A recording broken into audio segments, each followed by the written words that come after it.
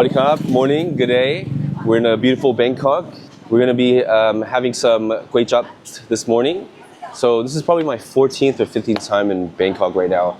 We're heading to this place, actually, it's my first time. Totally recommended by some locals, so we're going to actually give some honest feedback about how good this place is. Ready to go?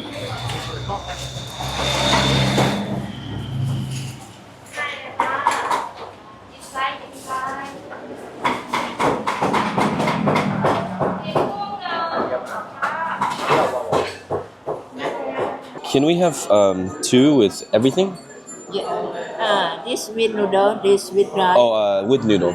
Okay. Meat can shoot everything. Yeah. 80 baht. Yeah. Meat and Kuay Nai. Noodle. Yeah. Yeah. And then so two with Kuay Nai and then one no Kuay Nai. No. Yeah. Two everything. Yeah. Two everything and then one just meat. No good. Yeah. Do you guys want anything to drink? Oh yeah. I need no. One. Yeah. As you guys can see, the service is very prompt here. Just momentarily, we just ordered this and it's already on the table. So this is what this place is famous for. It's the crackling roast pork, or the mukop in Thai. This one, as you can see, it's really bubbly. We can probably guess that they've put like the hot oil over it, which is why it's so bubbly, but we'll probably have to ask the chef. But this is what they're known for, and this is what makes this place very special amidst all the Kuay Jab in Bangkok. What more can you say? You just want to eat it. Let's try. It comes with this sweet and soy sauce. It's a bit messy.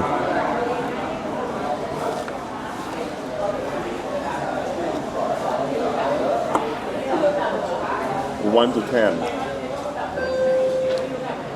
1 to 10? Definitely a 10. I would just like this whole thing. One of your best in Bangkok? In terms of seasoning, it's actually kind of lightly seasoned. There's not a lot of any spices, or it's not super salty. In fact, it's actually kind of under seasoned, but I would assume it's maybe to kind of keep the purity of what's going to be happening with the Kuay Jab later. But the skin is phenomenal. It's super crispy. It's not gummy. It doesn't like hurt your teeth. So that's what makes it really good. Let's try it again, actually. Just to double check.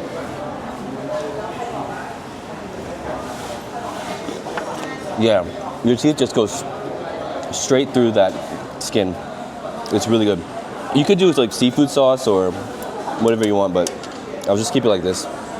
So not a lot of people know this about the chrysanthemum tea in Bangkok.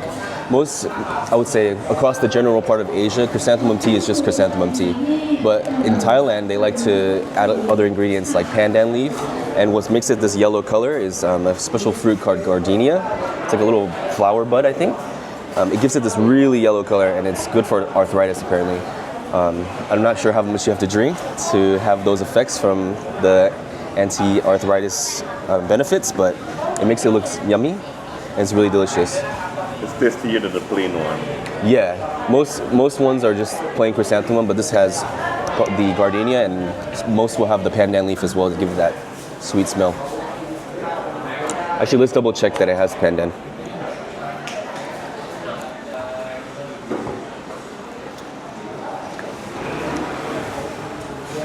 This one doesn't have pandan. But it has jelly.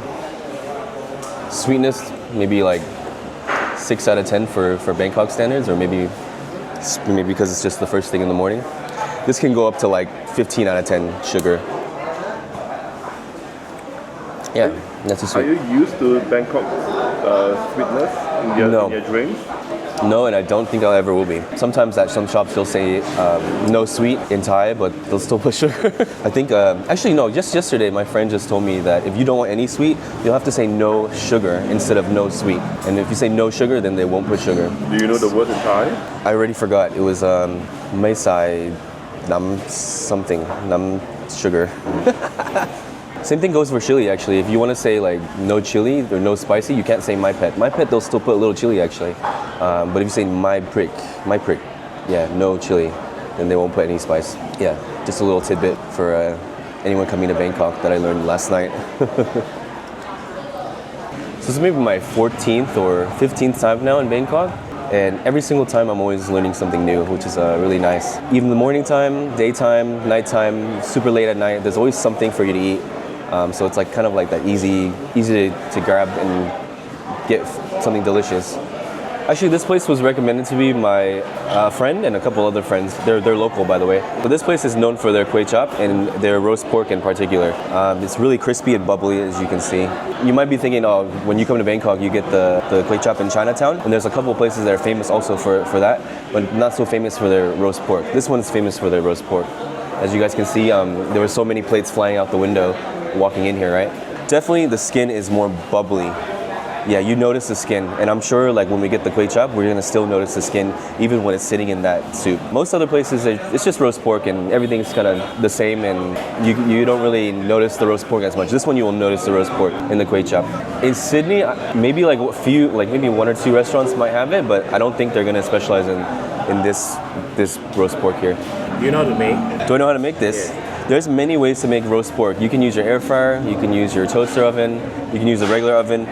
Most recipes to achieve this bubbly skin, you're gonna have to dry out the skin, and then while the skin is getting dried out by the salt layer on top of the skin, they'll cook it at low and slow, take out the salt, and then ripping hot oven, get it crispy. Yeah, but also another technique is to pour hot oil over the skin to puff it up. Yeah. I've tried this method, which yields like a puffier skin, so it kind of just like when you bite down, it just breaks apart very easily. Some people like it in between, where it's like you bite down and it's like a nice hard crunch. That one you don't use hot oil, you can just use the oven. So it's still got like the puffiness, but it's a little more crunchy. Yeah. Others maybe not so crispy or bubbly, but that's why. Yeah. Are you planning to do this in your menu? On my menu? No, this is a difficult thing to make. You've got to make like a big hunk of it too. There's no making like little strips of it. Oh, you can't do. No, it's got to be a whole piece, just so you can control the temperature. Yeah, if you do like little strips, you're never gonna get that. Yeah, unless you maybe slow cook it and then deep fry it. Kind of like those Mexican chicharrones with the guacamole that was like viral a while ago. Yeah. And also you can see like this doesn't have like the same seasoning as like the siu or the roast pork in Cantonese cooking. So there's no 5 spice on the bottom layer. And then when we actually try it, it's probably not going to be that salty. Yeah. Well, the skin. What sauce is it? It's a normal dark sauce. Most people would think it's like ketchup mayonnaise, but it's not. It's a sweet soy sauce. Yay, it's here. Oh, okay, everything, yes. Thank you. Thank you very much. Hope you have. The soup here is like nice and not clear, but it's light. It's not dark. And it's gonna be notably peppery from the white pepper. It's a different type of Kuay Jab. Yeah, porky, peppery, and not so heavy. Yeah, and there's a fried garlic oil inside. So if you like pork offal or innards, this is the one for you, or you can get the one that you have, which is no pork offal. So you can see there's kidney here, there's like intestine, there's heart, there's liver, there's the skin from the crispy pork. Actually, we should just eat it now. Still crispy and it sucked up the soup. This one though, some people like to make it sweeter or saltier or more pepper.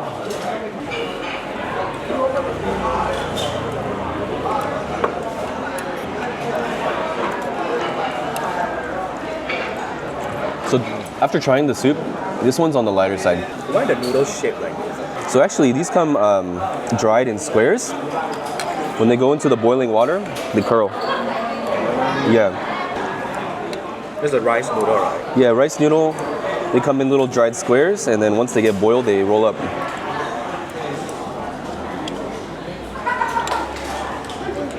They're also really fun to eat because they're like kind of twirly and small. Sorry. Do you like your soup original, or you like to add in a lot of chili, different kinds? Depends.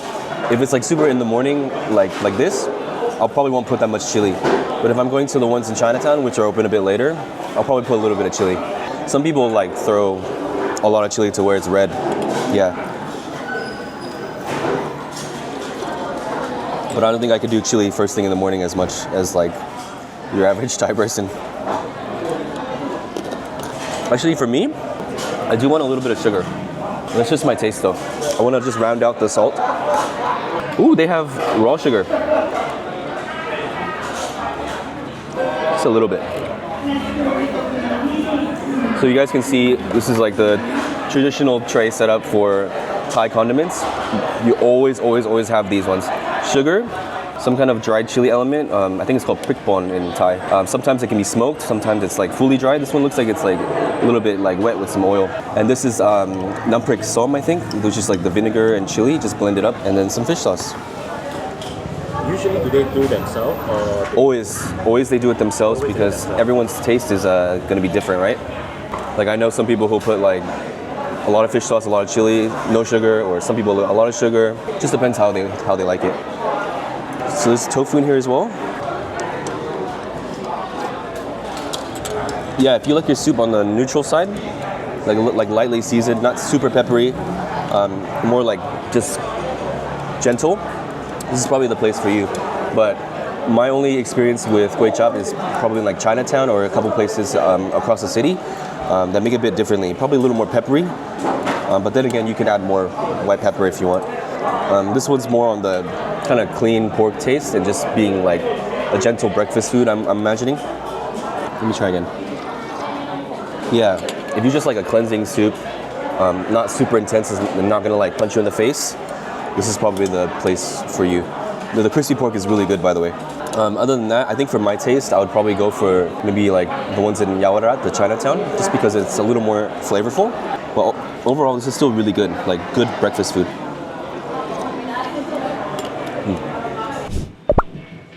Where are we on this nice sunny afternoon in Bangkok? We are at this place called Grandpa's Recipe Grilled Pork. So they specialize in lovely skewers of delicious meats, mostly pork. If you guys have a look here at the menu, this is their specialty, the mu ping, which is the grilled pork.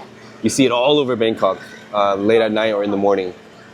They also have other things. It's like meatballs, pork balls, served with sticky rice. So this lady sells only during the daytime until she's sold out.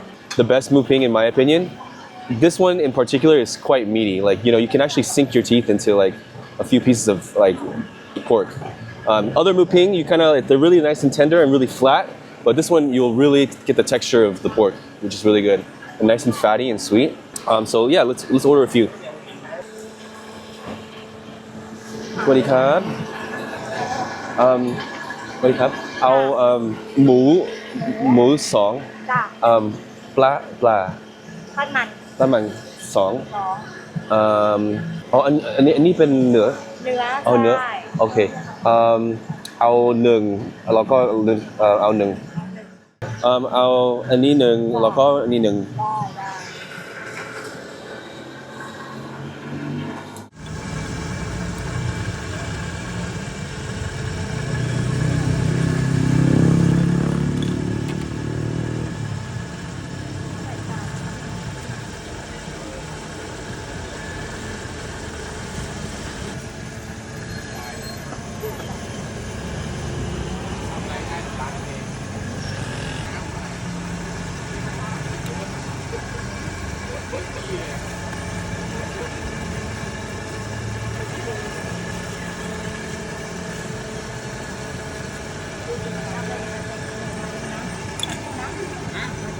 ได้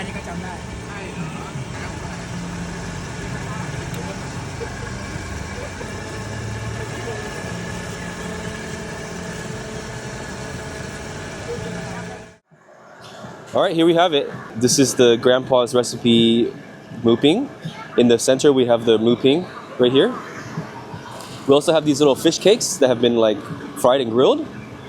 This one she sells out of quite often, so this is a nice opportunity and a rare treat to try it. And then we have the meatball here. This is with beef and tendon, and this is with pork. And you guys can see that everything's kind of glazed with this really shiny sauce that has a tamarind and chili in it, and then it's topped with the fried garlic. Here we have sticky rice. They have 3 kinds. We've got 2 of them. This one's the one that's purple. It's cooked with the glutinous rice and the glutinous black rice. And then this one's cooked with butterfly pea flour. So it's a really nice color. So if you guys have a look at this, see how shiny and like evenly caramelized it is? And it's covered with that fried garlic. So super smoky as well. You can see her, she's cooking all over the charcoal. Let's have a taste.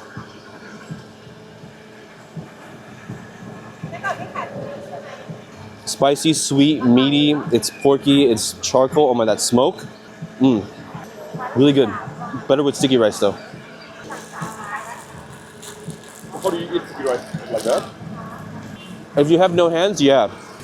But typically, if this was on the table, we would grab a piece of sticky rice, grab a piece of pork, and pop it in your mouth.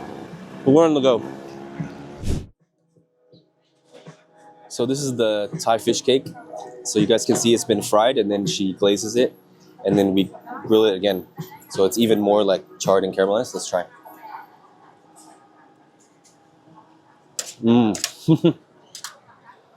I can see why she sells out of it. It's not just the plain fish cake. This one has like chili, kaffir lime leaf. You can really taste the kaffir lime leaf. And it's a little salty on the inside, like the actual fish cake, but it balances out the sweet sauce very nicely. But me being a meat lover, I like this one more. And then we have the meatball here. This is the beef meatball. I'm Vietnamese, so you see like this is similar to bò viên, which is the stuff in pho. This one has tendon in it, so it's gonna be a little crunchy.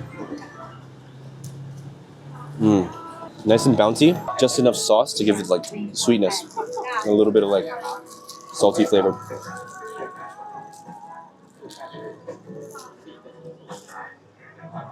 Actually,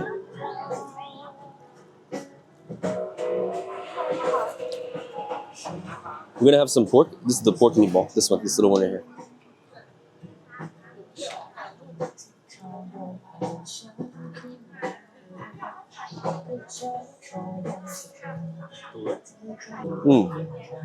This one has no tendon, but it's really bouncy and delicious. These ones are good, but if you're gonna get something from here, get this one, the pork, mu ping. I mean, look at, come on. So good. Who am I? Where to start? My name is Theo. I'm from the US. My parents are from Vietnam. And I also moved to Australia because my mom and her family, they actually lived there. So she moved over to America and came back to Australia. So my life's kind of all over the place. It's been from the US and Australia. About Bangkok, this is my 14th or 15th time here. I love it so much. Actually, my partner that I'm together with right now, he's Thai. So I've been coming here for every other month pretty much since 2022. And I love it so much here. It's like, this is such a lovely place to be in. Like, people are so positive here. People are so kind and friendly. The amount of food that you can get here, it's just overwhelmingly pleasurable. Like, you can go to so many places and find just about anything. But the Thai food here, of course, is the king. Sweet, boom. Sour, boom. Salty, boom. How do you compare Thai food with Vietnamese food? Wow, I get this a lot, and I'm always thinking about this all the time, the difference between Thai food and Vietnamese food. I would say Thai food's kind of like a rock band. Like, everything's kind of turned up to the max volume. Not that to say like rock music is bad or anything. Vietnamese food is more like a symphony orchestra. It's a little more delicate. It's got like, sometimes when it's intense, sometimes it's not. You can kind of control like the sweet, sour, salty with Vietnamese food. Whereas like Thai people, Thai food, usually it's pretty intense, spicy.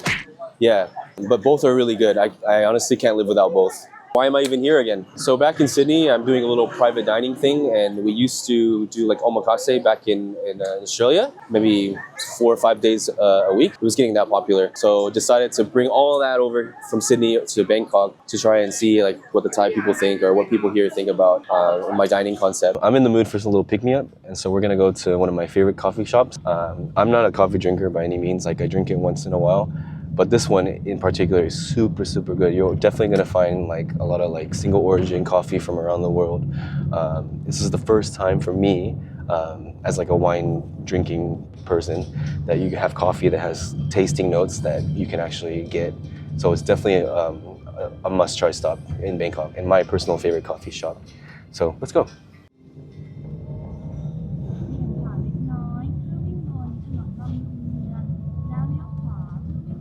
If you want coffee with like some interest and, wide variety of flavors and nuances, then yeah, I would come here. Here we are.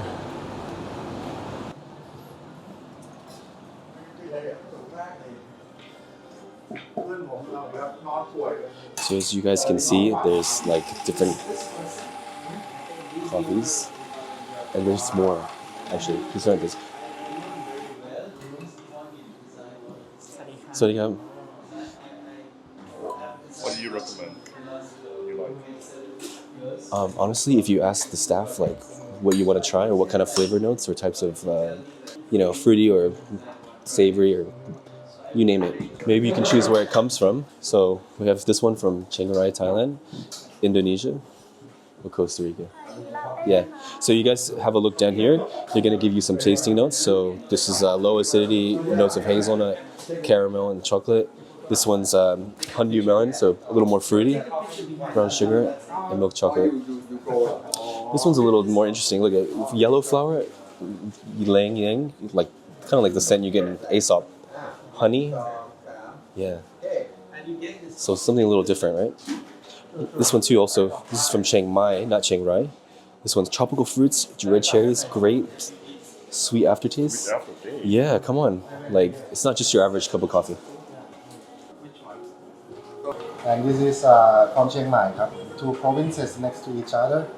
This one is medium dark roast. This is the medium. Next is quite special. This is from Indonesia. One of the top two Q processor in the country. He kind of like fermented beans together with melon and yeast. So yeast consume like melon flesh and then infuse some melony flavor to the beans. It's really characteristic, and then some people do enjoy, some people find it too strange, but maybe you like to try. So this is probably the first time for my personal experience where I had coffee that had tasting notes just like wine did. So that's why I still remember this place and I keep coming back. This is Indonesian. Thank you. Yeah. Which one did you take? It's similar, I think. Yeah, the Mudang one. The Chiang Mai one.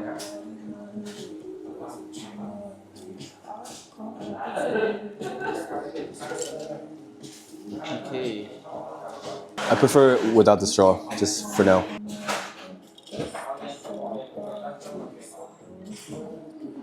Mm.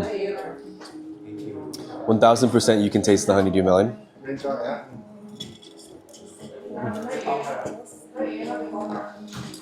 I mean, what more can you say? It's just interesting coffee.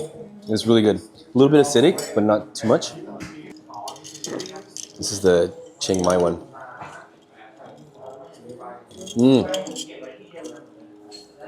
It's like mixed berry, raspberry, blueberry, strawberry, like inside. Really nice.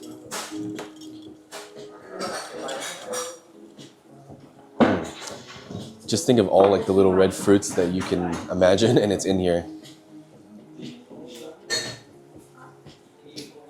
So what'd you guys think? Thumbs up, thumbs down, thumbs up?